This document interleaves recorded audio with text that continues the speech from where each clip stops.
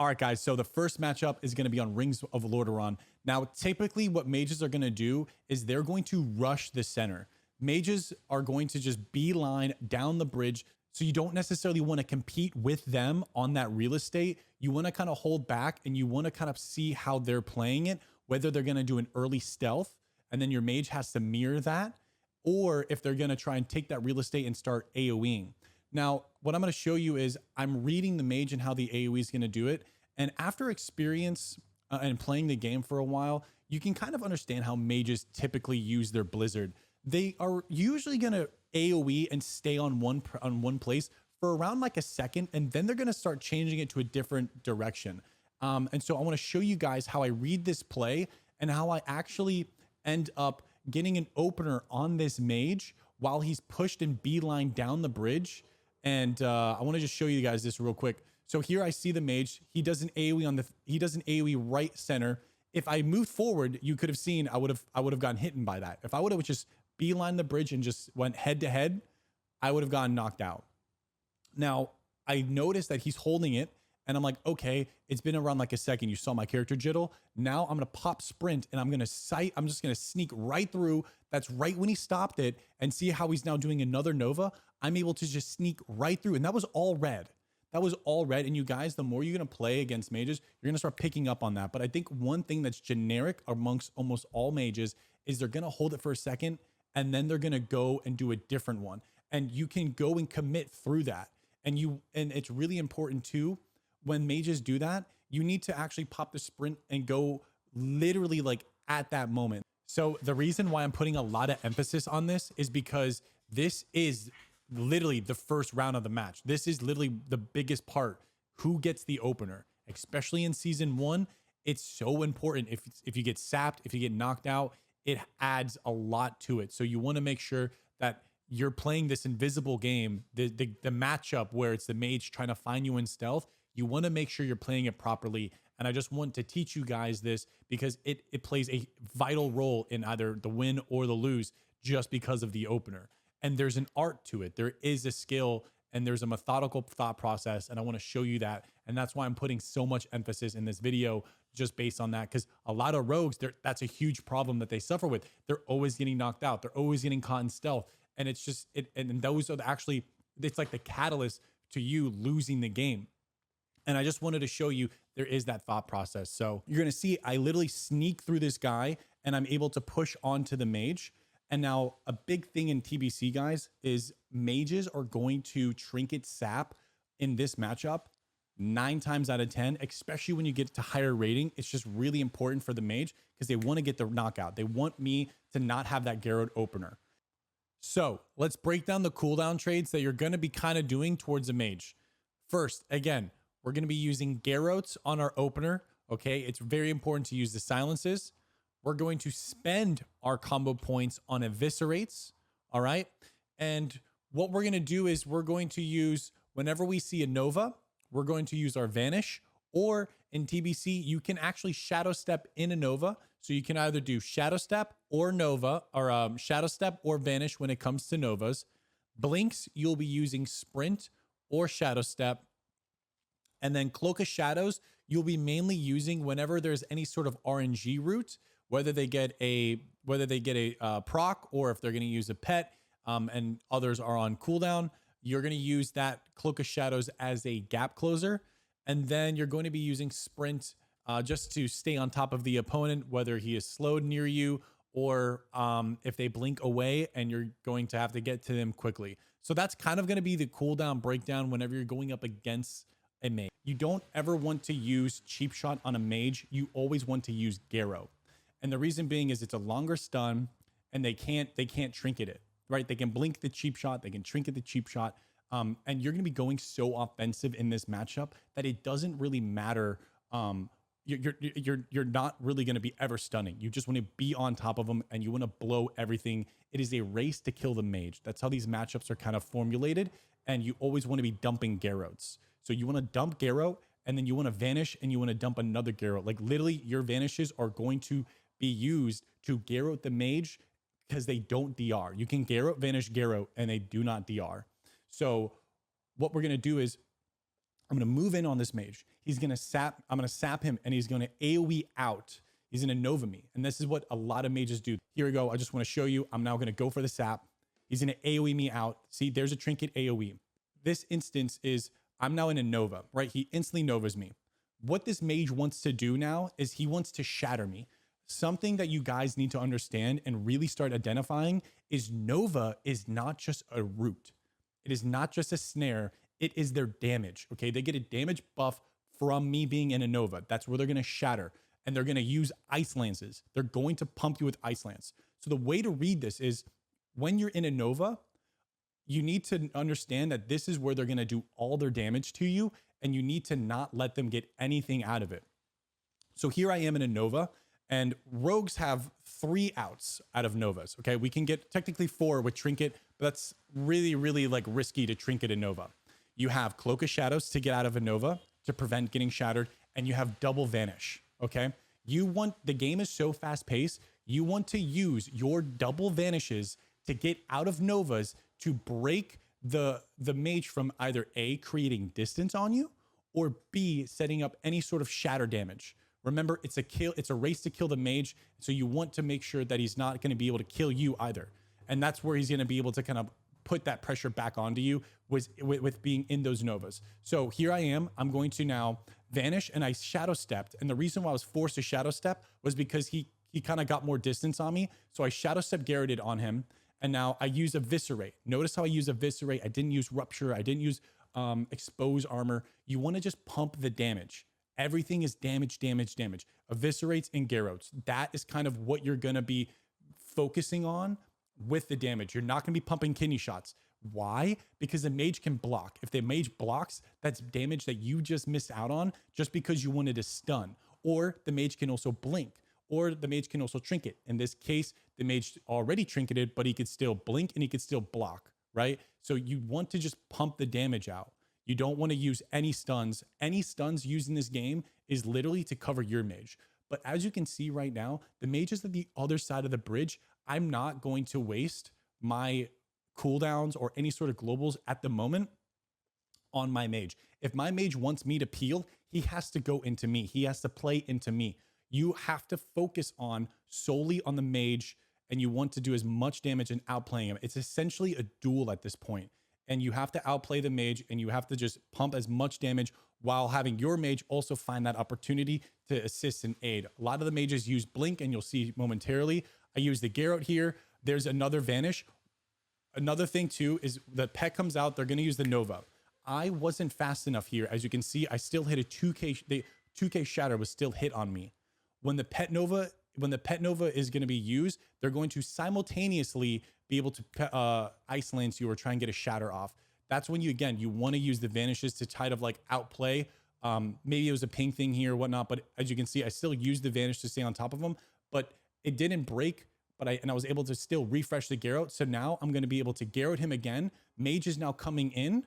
We get the block because I use Cloak. Most of the time, mages are going to they're going to block on Cloak. But ideally, what you want to do is if you get blocked before Cloak, you're super ahead. If you get blocked before Cloak, you're like hella green lights, because once he comes out the block, there's just no stop. You know what I'm saying? Like, you literally have so much tempo. And notice here, I've already used prep. I've already used all my cooldowns. I literally have nothing left other than Trinket, Blind, and Shadow Step and Kick.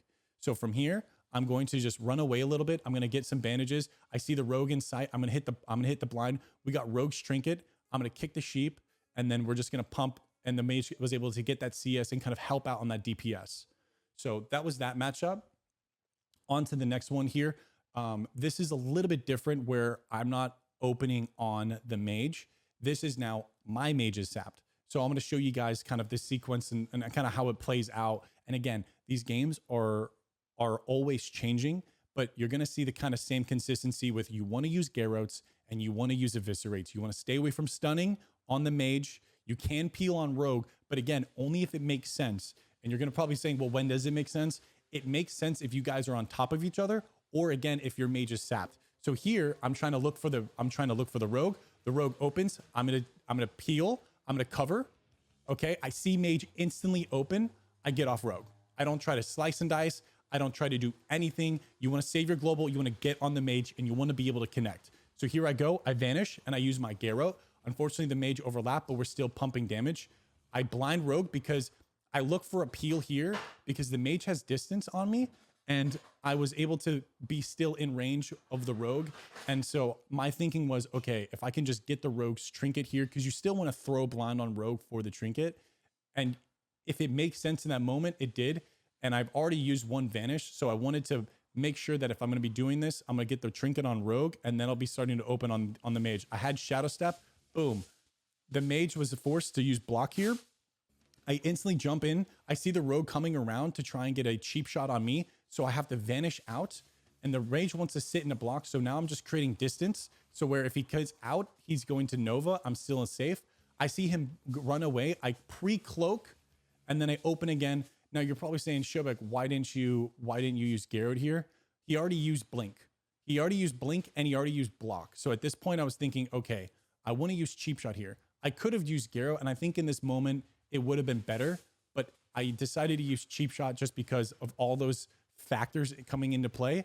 That cheap shot was going to still still net me. It's just still going to net me a positive. So here I go. The rogue is just going to peel me off. My mage is coming in. I did a little bit more of like a flashy play here. I wanted to trinket the sheep.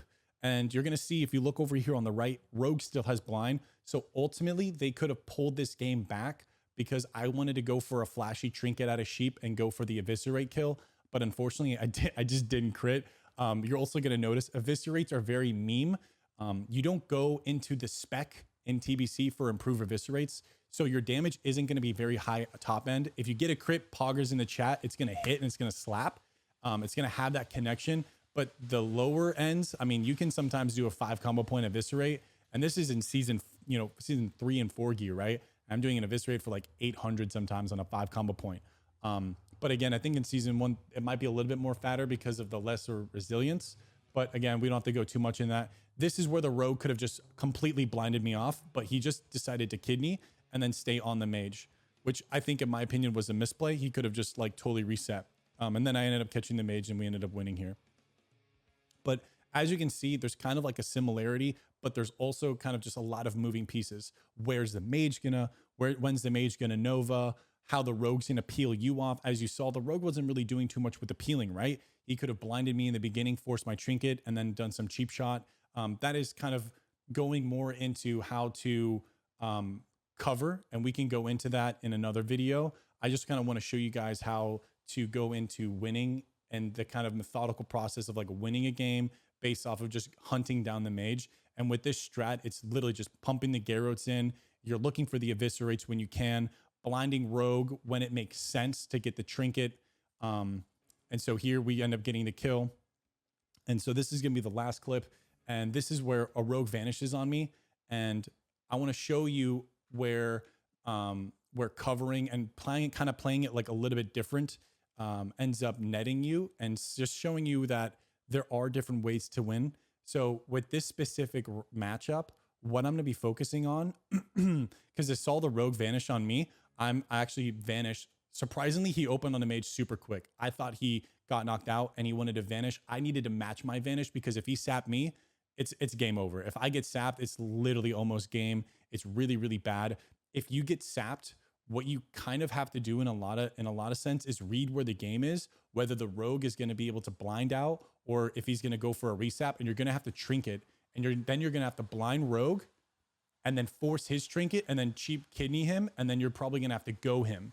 So if you get sapped, you're going to have to turn the tables, outplay his trinket by throwing blind. He's going to be forced to trinket that, or 99% of rogues will trinket that because you're going to just be able to get sapped out of afterwards. And then you're going to open on him and then make sure you get bleeds up. And then you guys have to fully connect, make sure the mage counter spells the other mage so he can't do anything. And then you guys open on the rogue, and then you use your second vanish for a follow-up opener when the bleeds are getting close to running out.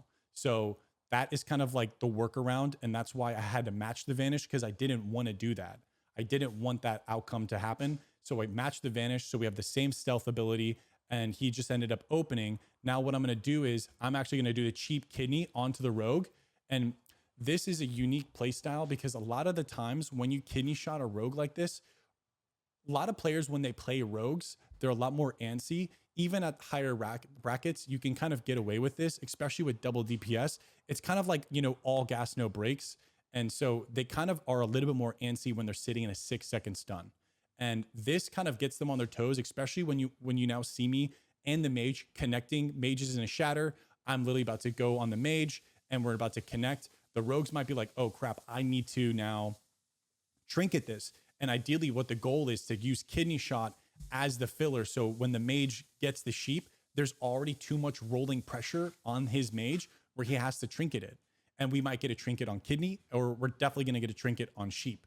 And so also at this point too, when I'm on the mage, it makes it that much more harder for the mage to get a sheep off or be able to like interrupt the mage or my mage, because now I can use vanish and do a Garrote. So if I can cover and Garrote, now I can get a sheep out of the kidney shot on rogue, force the trinket, and then we can now get a blind on rogue and go full on mage. So I want to show you, here we go on mage. My mage ended up getting sheeped.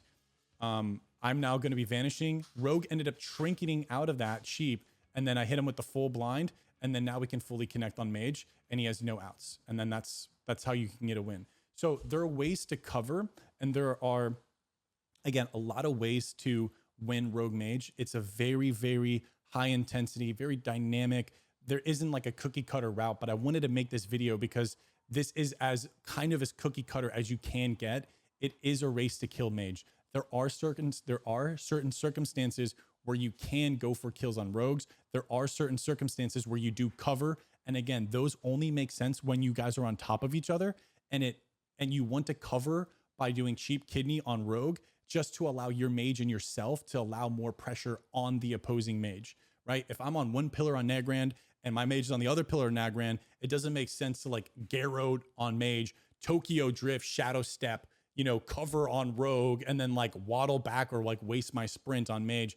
It's just, there isn't that value. So look for those key indicators when you guys are on top of each other. That's when you can look for the covering. That's when you can look for the blind. And again, you want to use double Garrotes. You want to be vanishing out of Novas to prevent any income damage, and then also being able to stay on top of the mage. So that's going to be it for this video, guys. I hope you liked it. Like the video if you did. Subscribe for more content. I'm going to be doing a lot more of these comp videos. So let me know down in the comments below what comp you guys want to see next. And I'll see you all in the next one. All right. Later, boys.